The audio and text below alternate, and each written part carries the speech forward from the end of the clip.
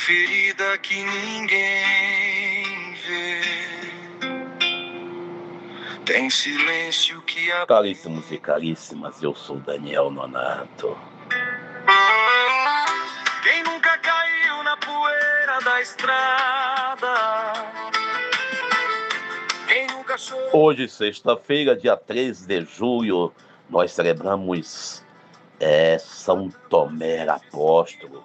São Tomé é um dos santos que a gente sempre lembra dele quando fala do querido falecido já Mussu, não é isso? Antônio Carlos. Eu lembro quando criança, ele dizia: eu sou devoto de São Tomé. Aí eu falei: que santo é esse? É o Santo Tomé. Ou seja, ele falava sempre que era devoto do Santo Tomé. Ele falava rápido e a gente não sabia.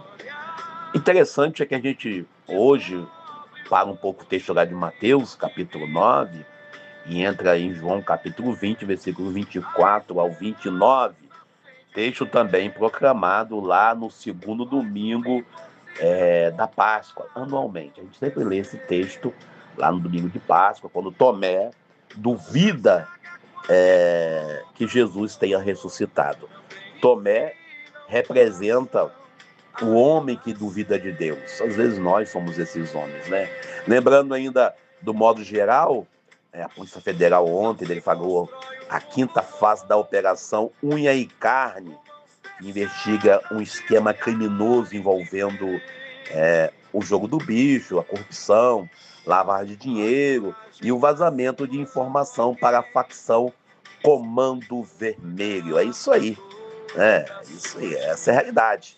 Entre os principais alvos desse mandato ontem, de prisão, expedido pelo Supremo Tribunal Federal, estavam duas figuras públicas conhecidíssimas aqui do povo do Rio de Janeiro. O pastor e influenciador digital Marcos Pôncio, filiado aos Republicanos, isso mesmo, e o ex-presidente da Alerj, aqui do Rio de Janeiro, o Bacelar, também, né, um dos líderes, né, que ele é filiado à União Brasil, e você vê claramente que esse político, o Bacelar, ele vive entrando na mira da reportagem agora com a questão policial. Também ontem, a operação policial da Polícia Federal, ela teve lá buscando informações, buscando o apontador do jogo do bicho, né, o chefe do jogo do bicho, para ser mais exato, o Adilson Oliveira Coutinho, filho do Adilcinho. Ele é o chefe que atualizou, né, de acordo com as informações. Ele traz para a gente aí uma realidade aí, que envolvimento aí com a política local. Também o ex-deputado federal, olha, atenção, tal pai, tal filho, Marco Antônio Cabral, filho do ex-governador, atual presidiário doméstico, Sérgio Cabral, né? E todos esses dois são filiados ao partido Solidariedade. Por que eu faço questão de lembrar os partidos desses cidadãos? Todos ligados ao grupo do Flávio Bolsonaro, todos ligados ao movimento de apoio da direita que é contra a corrupção. Também a gente quer lembrar aqui, oficialmente, né, a Michele Bolsonaro deixou o PL Mulher e já conseguiu um apelido na rede social. Ela é chamada de Yoko Ono, alegando que ela é um pivô para o conflito. Quem não conhece a história, Yoko Ono, de acordo com a história, o fato não é esse, mas o povo acredita nisso, ela foi uma das causadoras da separação da banda dos Beatles. E ela quer dizer isso, que ela está causando a separação na família Bolsonaro. Tá bom. Eles acreditam, a gente respeita e vamos ficar quietinhos, porque senão a PF bate aqui em casa. Não bate não, porque não tem nada a declarar. Lembrando que essas prisões aconteceram de forma assim muito, muito rápida. Logo cedo foi lá o pessoal, pronto. É assim que funciona. Então, ontem, bom dia PF para Bacelar, bom dia PF para um pastor, e hoje eu peço perdão aos irmãos evangélicos. Qualquer cidadão se diz pastor, o pastor cego não vai estar envolvido em corrupção. Também, né, ao filho do Sérgio Cabral, o cidadão aí que foi deputado federal Antônio Cabral, ou seja, todo mundo envolvido na corrupção. E vamos nós para o evangelho do dia, que a gente precisa celebrar o dia de hoje.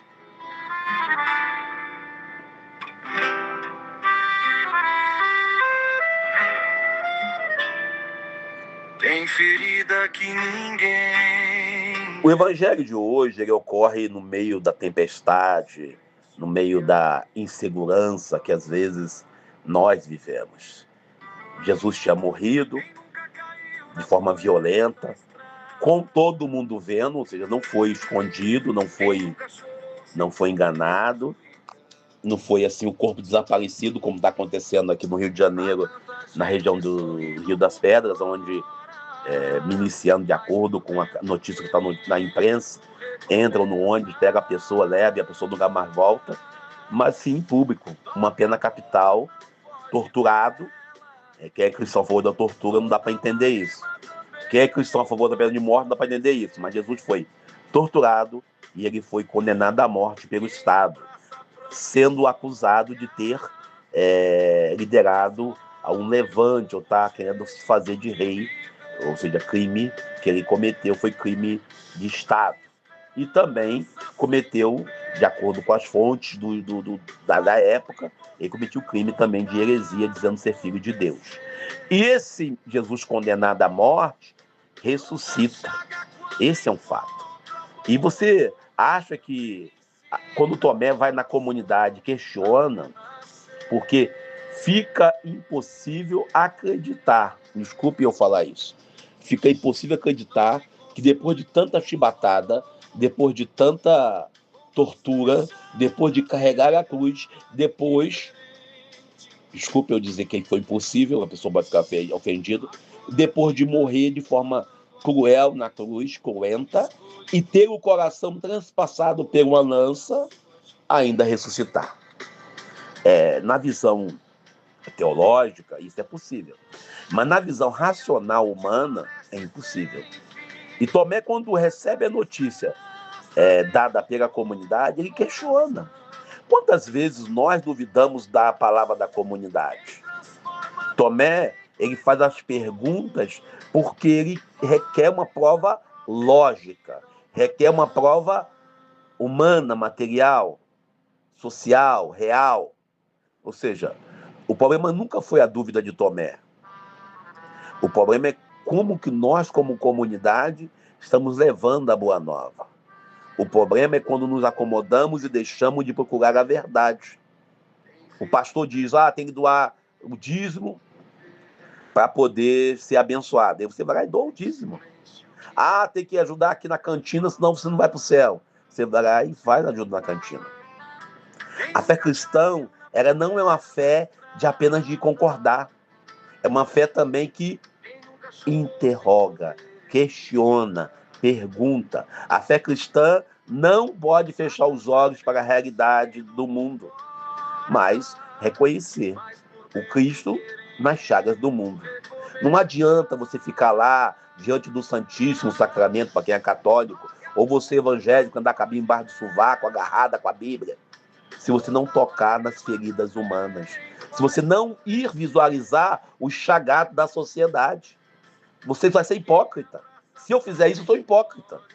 Somos chamados a cooperar, a trazer a novidade do Evangelho de Jesus para todos, com a finalidade de testemunhar esse amor. Por isso, Tomé, quando questiona a comunidade, ele não erra. Ele apenas quer a comprovação. Há quem beije muitas imagens de santos, mas não consegue olhar para o irmão chagado. Há quem adore ficar lá perante o Santíssimo em todas as missas, mas não consegue visitar um enfermo. O Evangelho de hoje é isso.